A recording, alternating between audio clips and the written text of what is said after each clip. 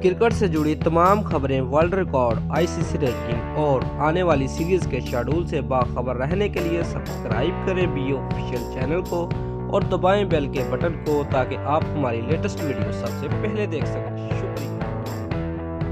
बिस्मिल्लाहिर्रहमानिर्रहीम। अस्सलाम वालेकुम दोस्तों, मैं हूं मोहम्मद शाहिद और आप देख रहे हैं बी ऑफिशियल यूट्यूब चैनल। दोस्तों, वीडियो को लाइक करने के साथ साथ अपने दोस्तों को व्हाट्सएप और फेसबुक पर भी लाजमी शेयर करें। और अगर आप पाकिस्तानी हैं तो नीचे कमेंट में पाकिस्तान जिंदाबाद और पाक फौज पाइंदाबाद भी लाजमी लिखें। दोस्तों, पाकिस्तान और इंग्लैंड के खिलाफ चौथे मैच में बाबर आजम ने अपने कैरियर की 9वीं सेंचुरी बना दी।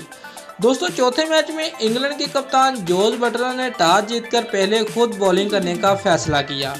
पाकिस्तान की जानब से इमामुल हक और फखर जमान ने इनिंग का आगाज किया। इमामुल हक टूटने की इंजरी की वजह से पवेलियन वापस चले गए। दोस्तों, दूसरे नंबर पर फखर जमान का साथ देने के लिए पाकिस्तान के मायानाज middle order batsman Babar Azam आए। दोनों बल्लेबाजों ने जमकर इंग्लैंड के बॉलरों की खूब पिटाई की, जिसके बाद फखर जमान 57 रन बनाकर कैच आउट हो गए। दोस्तों, चौथे नंबर पर बाबर आजम का साथ देने के लिए मोहम्मद हफीज आए, लेकिन वो भी कुछ खास कारकर्दगी का मुजाहरा नहीं कर सके और जल्द आउट होकर पवेलियन वापस चले गए।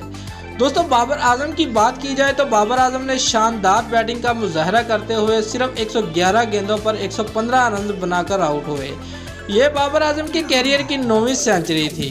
दोस्तों, 5वें नंबर पर शुएब मलिक का साथ देने के लिए आसफ अली आए, जिन्होंने जरहाना बैटिंग करते हुए 22 रन बनाए और आउट हो गए। इमाद वसीम भी कुछ खास ना कर सके और जल्द आउट हो गए।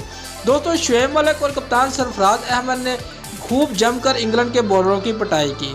दोस्तों, बाबर आजम ने बहुत कम मैचों में 9 सेंचुरियां बनाकर विराट कोहली का भी मुंह बंद कर दिया है। अगर आपको हमारी ये वीडियो पसंद आई है तो लाइक और कमेंट लाजमी करें और हमारे चैनल को सब्सक्राइब करना मत भूलिए। शुक्रिया।